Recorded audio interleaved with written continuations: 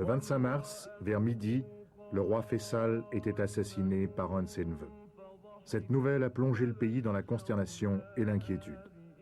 Le meurtrier, âgé de 24 ans, était rentré récemment des États-Unis où il venait de terminer ses études universitaires. Il était connu pour ses idées farouchement pro-palestiniennes et l'on sait qu'il reprochait à son oncle son attitude trop modérée. Était-ce le mobile de son crime? Personne ne peut sérieusement répondre aujourd'hui. En Occident, la politique de Faisal était considérée comme un facteur de modération dans la poudrière du Moyen-Orient. À l'intérieur, il avait su assurer l'équilibre entre les provinces les plus importantes et les tribus les plus influentes. Son habileté politique lui avait permis de jouer les unes contre les autres les tendances progressistes et les forces les plus réactionnaires. Finalement, en fin tacticien, il a permis à son peuple de sauter du Moyen-Âge à la deuxième moitié du XXe siècle en préservant la monarchie absolue. Le jour de l'enterrement, dans le principal parc public de Riyad, des tentes ont été dressées pour recevoir les délégations étrangères. Les principaux chefs des États arabes sont venus saluer la dépouille de celui qui a été depuis la mort de Nasser l'un des principaux leaders du monde arabe. Anwar el-Sadat a été le premier chef d'État à atterrir à Riyad. Depuis 1972, le rapprochement de l'Égypte et de l'Arabie saoudite a profondément modifié l'échiquier du Moyen-Orient. C'est Faisal qui a poussé Sadat à renvoyer les conseillers militaires soviétiques. En contrepartie, l'Arabie saoudite a payé de nombreuses factures d'armement pour l'Égypte. Autre leader du monde arabe, Wari Boumedienne. On sait que les liens entre le président algérien et le roi Faisal se sont particulièrement affermis depuis la guerre d'octobre.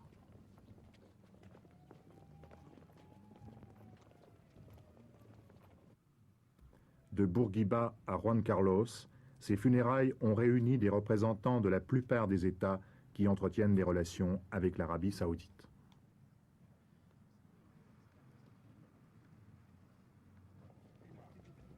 L'arrivée simultanée du président Assad de Syrie et du roi Hussein n'est pas passée inaperçue. Le président Assad n'a pas oublié que s'il a pu renouveler et augmenter le potentiel militaire de son armée, c'est grâce aux subsides de l'Arabie saoudite.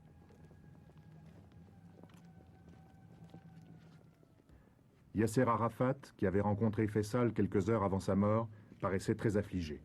Rappelons que l'OLP, l'Organisation de libération de la Palestine, était principalement financée par Faisal. L'Afrique noire musulmane était aussi présente aux funérailles en la personne du président soudanais Numeri et du très célèbre chef d'État ougandais Idi Amin Dada. Plusieurs délégations ne sont pas parvenues à temps pour les funérailles. C'est le cas de la délégation des États-Unis dirigée par Nelson Rockefeller.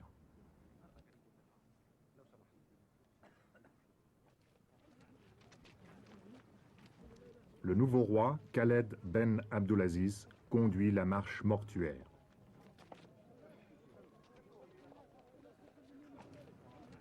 Les obsèques du roi Faisal se sont déroulées avec beaucoup de simplicité, dans un silence empreint d'un très grand respect pour celui qui était à la fois un chef spirituel et un chef d'État.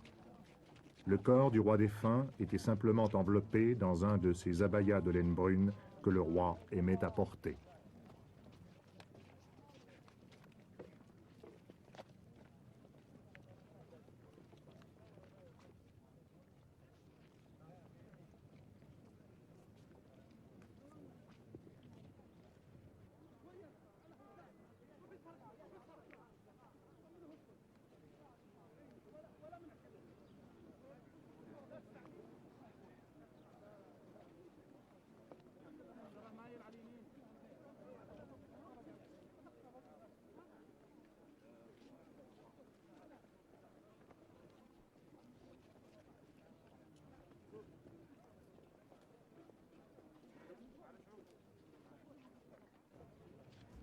Accourus en toute hâte des autres villes du royaume et même des oasis les plus éloignées, les Saoudiens sont venus en masse rendre un ultime hommage à leur roi. On a estimé à plus d'1 million le nombre de personnes qui ont suivi les obsèques. For all Saudis, I think King Faisal was more than a king. Le roi Faisal était plus qu'un simple monarque, il était le père de tous les Saoudiens. Pour moi, qui suis un membre de la nouvelle génération, il était même plus que monarque et père, il était pour nous un exemple stimulant de sagesse, de foi et de courage. Stimulation to us. He was a source of wisdom and of faith, of courage. A man who proved to us and to everybody. C'était un homme qui nous a prouvé, à nous comme aux autres, qu'il est possible d'accomplir de grandes choses en un laps de temps limité. He accomplished things that take generations to be accomplished. Au cours de ces 11 années de règne, il a réalisé une œuvre dont l'édification aurait normalement pris des générations. Young, educated people. And it was always one of his main interests to spread. Il faisait confiance aux jeunes intellectuels.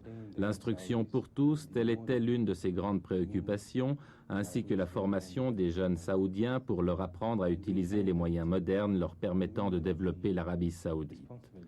Comme vous pourrez le constater, bien des postes de responsabilité sont occupés dans notre pays par des jeunes. Le roi Faisal faisait confiance à la jeunesse et lui montrait qu'elle pouvait faire beaucoup pour le pays. Il nous a appris à rendre service à nos frères infortunés, à œuvrer en faveur de l'épanouissement de notre pays.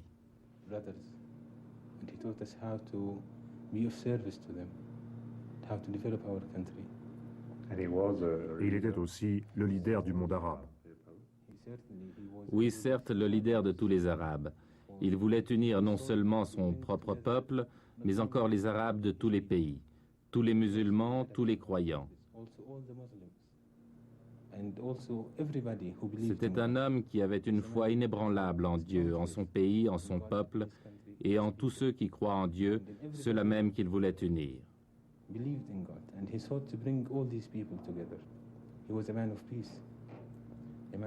C'était un homme de paix, un sage.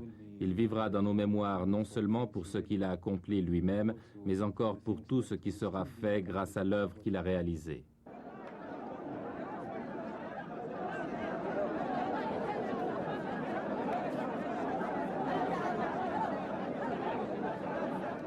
Lors de la cérémonie d'intronisation du nouveau roi, des milliers de Saoudiens ont l'espoir de voir et de toucher celui qui va désormais incarner le destin du pays.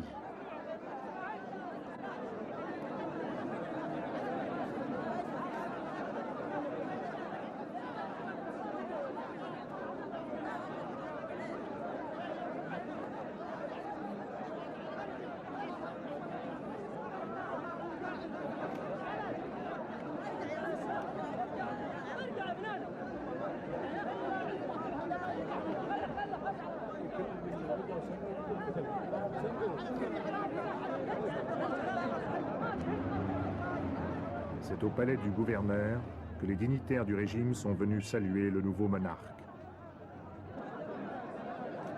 Selon la tradition, le peuple sait que lui aussi pourra pénétrer dans le palais. Pour les accueillir tous, le nouveau roi devra poursuivre la cérémonie le lendemain.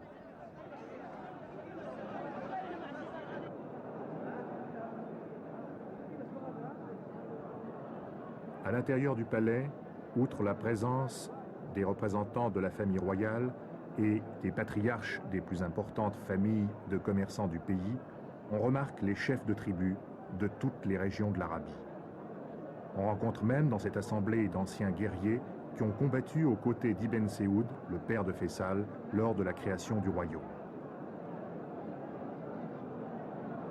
Et le nouveau roi, Khaled Abdulaziz, intronisé en toute simplicité, reçoit dans la bousculade les chefs de tribus qui viennent faire acte d'allégeance.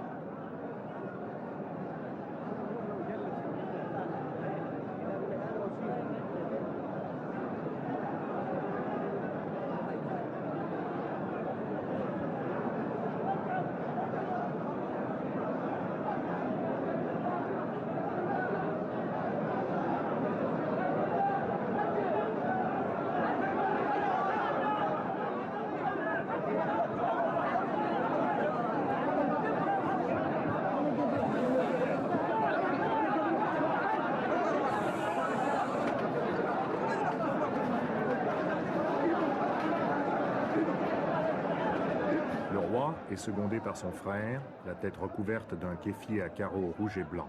Il s'agit du prince héritier, Fahd Ben Abdulaziz, l'homme fort du nouveau régime. Tous les moyens d'information du pays ont réservé dans leurs notes biographiques autant de place au prince héritier qu'au nouveau roi. C'est pourquoi l'on a parlé d'un royaume désormais bicéphale.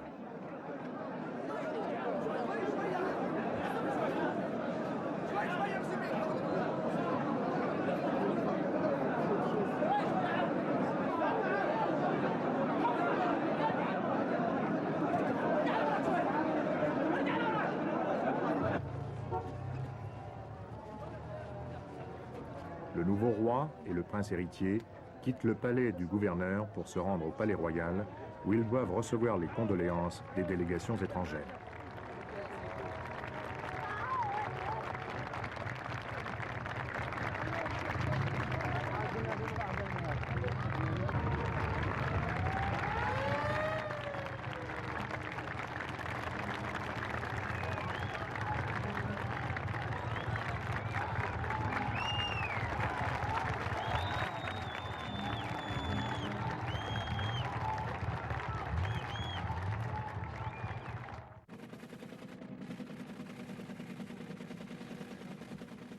Troisième producteur de pétrole du monde, derrière les États-Unis et l'Union soviétique, l'Arabie saoudite est le premier exportateur d'or noir.